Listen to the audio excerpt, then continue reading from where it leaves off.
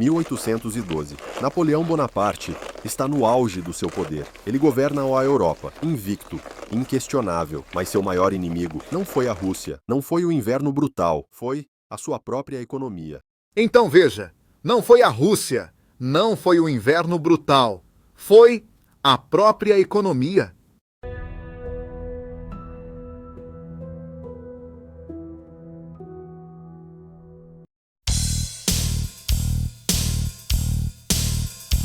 Poder, conflito, segurança. Quem realmente puxa os fios. Bem-vindo ao Cameleon, onde cortamos o ruído e dissecamos as forças que moldam o nosso mundo.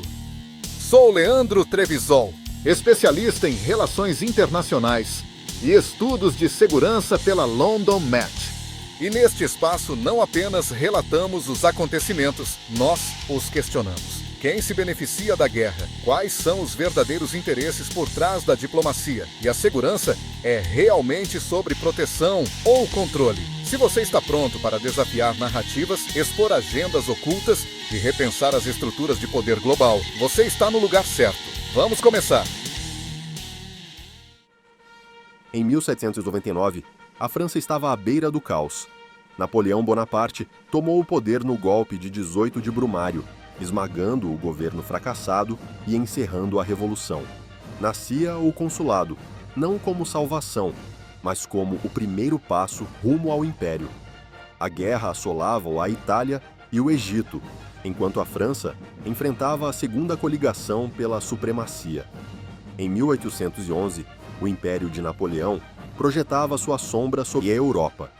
Sua família ocupava tronos usurpados, e o sistema continental sufocava o comércio. Mas a rebelião crescia, a Espanha ardia e a Rússia esperava. Embora estivesse no auge de seu poder, os alicerces do império começavam a ruir.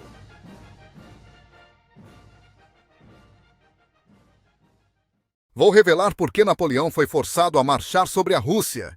Porque o destino não lhe deixou outro caminho senão a guerra. A invasão da Rússia tinha como objetivo final destruir, de uma vez por todas, o Império Britânico. Não havia qualquer relação com especulações sobre o vínculo entre Napoleão e o czar Alexandre I. Napoleão tinha apenas um objetivo: enfraquecer a economia britânica até que implorassem por misericórdia. Não havia momento melhor para invadir a Rússia do que em 1812. O Império Britânico estava em ruínas.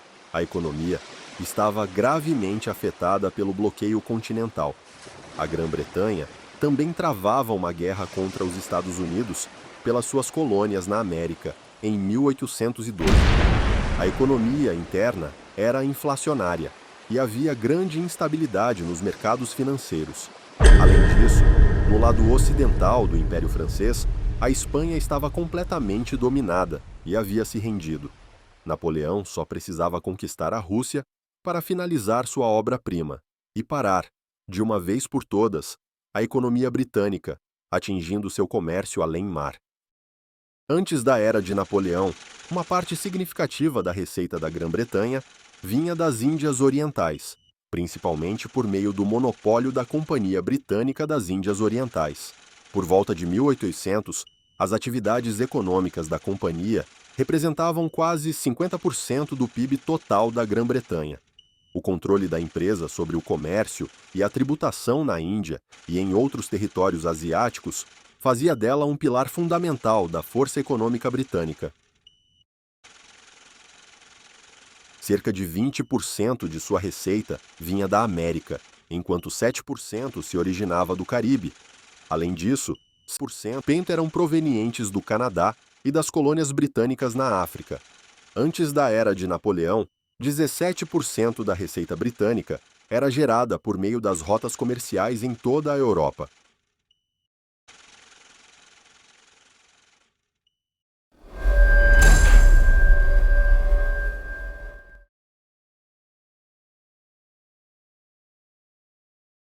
Nos últimos anos, a receita da Grã-Bretanha com o comércio com países europeus caiu de 17% para menos de 2%, um golpe devastador para a economia britânica, tudo por causa do bloqueio continental imposto por Napoleão. A Rússia começou a se afastar silenciosamente do sistema continental de Napoleão, reabrindo o comércio com a Grã-Bretanha. Em janeiro, no lado ocidental do Império Francês, a Grã-Bretanha, liderada pelo Duque de Wellington, intensificou sua incursão nas fronteiras da Espanha, impedindo Napoleão de tomar Portugal, um antigo aliado britânico. No final de janeiro, o Duque de Wellington derrotou as tropas francesas no cerco a uma fortaleza localizada na fronteira espanhola. No entanto, Napoleão estava focado em outra tarefa: reagrupar a maioria de seus batalhões junto com seus aliados e montar um dos maiores exércitos que o mundo já havia visto. Rússicos. O menino Alexander realmente acha que pode me enganar. Quão adorável! Na Grã-Bretanha, a política interna era dominada pelos gastos com a guerra e pelas dificuldades econômicas. No entanto, o país estava determinado a manter os investimentos fluindo para essa frente ocidental do Império de Napoleão. A Rússia estava sendo forçada por Napoleão a cumprir o bloqueio continental. Os temores de uma invasão começaram a crescer, e Alexandre iniciou planos de defesa militar. Napoleão, por outro lado, estava perdendo a paciência com os russos e começou a mobilizar seu exército. O Tratado de Paris foi assinado com a Prússia e 20.000 soldados foram prometidos.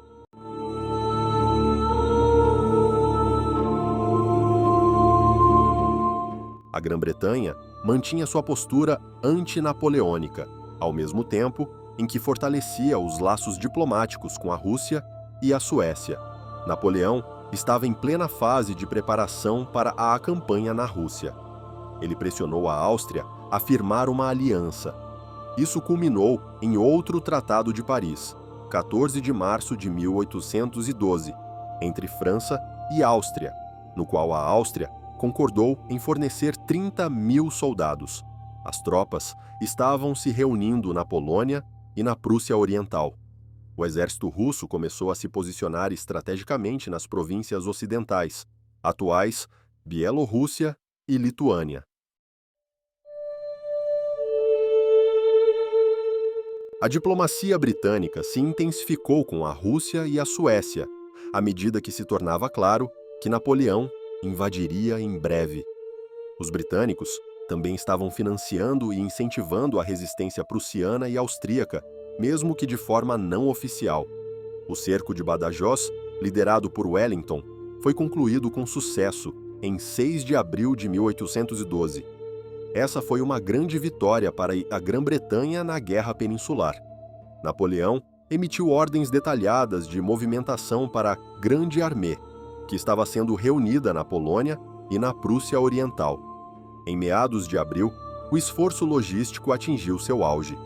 As forças francesas, sob o comando do Marechal MacDonald, começaram a organizar sua ala norte nos Balcãs, com apoio prussiano, enquanto o Marechal Davout preparava o avanço central através da Polônia. A Rússia também alcançou um alinhamento estratégico com a Suécia, assegurando sua frente norte, o que permitiu ao czar Alexandre I concentrar recursos contra Napoleão. As forças de Wellington avançaram para o centro da Espanha, com o objetivo de conquistar cidades estratégicas como Salamanca e Madrid. Napoleão emitiu as ordens estratégicas finais e começou pessoalmente a se deslocar para o leste, a fim de comandar a Grande Armée, deixando Paris por volta de 9 de maio. Em 11 de maio de 1812, o primeiro-ministro Spencer Perceval foi assassinado. Sua morte causou uma instabilidade política temporária, mas a Grã-Bretanha permaneceu firme no compromisso de lutar contra Napoleão. A Grande Armée, agora com cerca de 600.000 soldados, estava em movimento em direção ao rio Niemen, que marcava a fronteira com os territórios controlados pela Rússia, atualmente Lituânia. As forças russas continuaram a fortificar suas posições em Vilna, Vilnius, Minsk e Smolensk.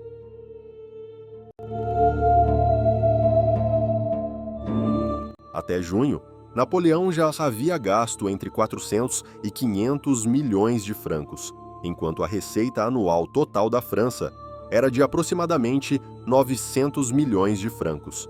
O momento havia chegado. Napoleão tinha tudo a seu favor. O primeiro-ministro britânico havia morrido e havia instabilidade política e econômica na Grã-Bretanha. Era o início do verão e as condições climáticas eram excelentes. Além disso, no dia 18 de junho, os Estados Unidos entraram em guerra contra a Grã-Bretanha. A Rússia já não contaria com o apoio total dos britânicos. A receita da França também havia sido afetada pelo bloqueio da Marinha Real contra o comércio francês no exterior. Ao longo de 1812, a Grã-Bretanha vinha cortando os suprimentos comerciais da França e prejudicando profundamente sua arrecadação. Os preparativos finais foram feitos. A Grande Armée estava posicionada próxima ao rio Niemen, perto de Kovno, atualmente Kaunas, Lituânia. Pontes foram construídas durante a noite. Quantos? 100, 200 mil? Acho que é perto de 120 mil. No dia 24 de junho de 1812, Napoleão cruzou o rio Niemen. Nenhuma resistência foi encontrada. Ele marchou em direção ao acampamento russo, que estava estacionado próximo a Vilnius. O primeiro exército ocidental russo recuou para o leste a partir de Vilna, evitando o confronto com a força central de Napoleão. Seguiu em direção a Vitebsk, depois Smolensk, destruindo suprimentos, pontes e depósitos ao longo do caminho. O segundo exército ocidental russo tentou se unir ao primeiro, mas Napoleão tentou se interpor entre eles. Em resposta, os russos recuaram para o sudeste e depois para o nordeste, conseguindo escapar da armadilha de Napoleão.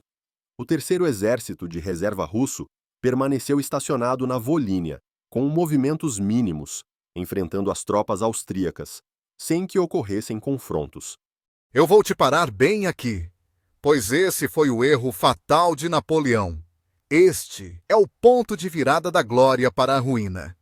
4 dias após o início da invasão, uma cidade foi tomada, mas nenhum suprimento foi encontrado. 5 meses de preparativos militares e metade da receita anual da França já haviam sido investidos nessa guerra. Agora, os russos arrastavam o exército de Napoleão cada vez mais fundo em seu vasto e implacável território. Tempo é dinheiro, e quanto mais tempo levasse para derrotar os russos, mais recursos seriam necessários. Em julho, a França já enfrentava dificuldades para sustentar o esforço de guerra. Os soldados precisavam de seus soldos, os aliados exigiam os seus, e enquanto isso, os russos queimavam tudo em seu caminho durante a retirada, não deixando nada para trás. Todos conhecemos o destino de Napoleão, mas o que quero te dizer é o seguinte: a invasão da Rússia foi necessária, e o momento era perfeito. No entanto, Napoleão não soube reconhecer a disciplina e a profundidade estratégica do exército russo. Não foi o inverno, não foram apenas os russos. O erro fatal de Napoleão foi que a economia da França não era suficientemente robusta para sustentar uma campanha militar tão prolongada. Faltava-lhe resiliência financeira e coordenação logística para abastecer continuamente suas forças com munições, artilharia e, o mais crítico, o capital necessário para pagar os aliados e os soldados ao longo do caminho. Napoleão foi à guerra para salvar a economia do Império Francês, mas, antes que pudesse ter sucesso, foi a própria economia que acabou por destruí-lo. Buenas noches, mi amor. Duerme bajo el rosal, con las manos en cruz sobre tu corazón.